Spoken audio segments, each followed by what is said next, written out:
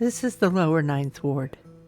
10 years after Katrina, it was a strange tangle of ruin and rebirth.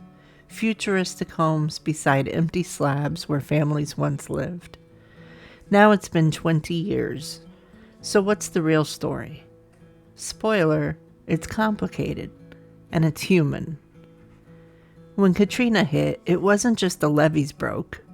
The flood walls along the Industrial Canal failed, and the neighborhood filled like a bowl. A decade later, driving through felt surreal.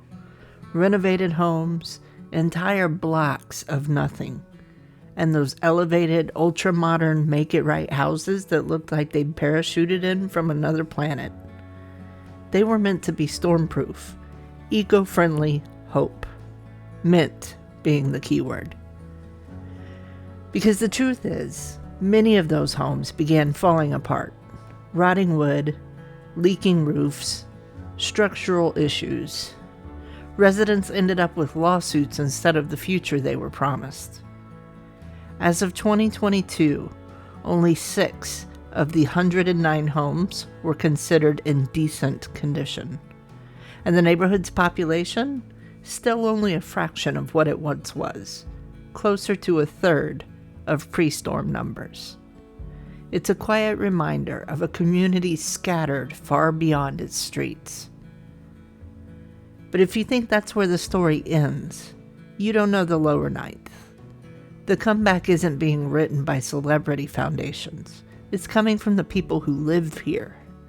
The Lower Ninth Ward Center for Sustainable Engagement and Development works to rebuild homes, restore wetlands, and push for real resilience. S.O.U.L New Orleans has planted thousands of trees citywide, with more than 1,600 right here, bringing back the landscape and buffering future floods.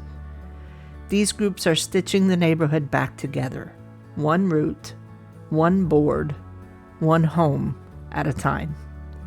If you want to support real recovery, look up CSED and S.O.U.L New Orleans. They're doing the long, quiet work that actually changes a city. 20 years on, the Lower Ninth isn't a comeback story. It's a testament.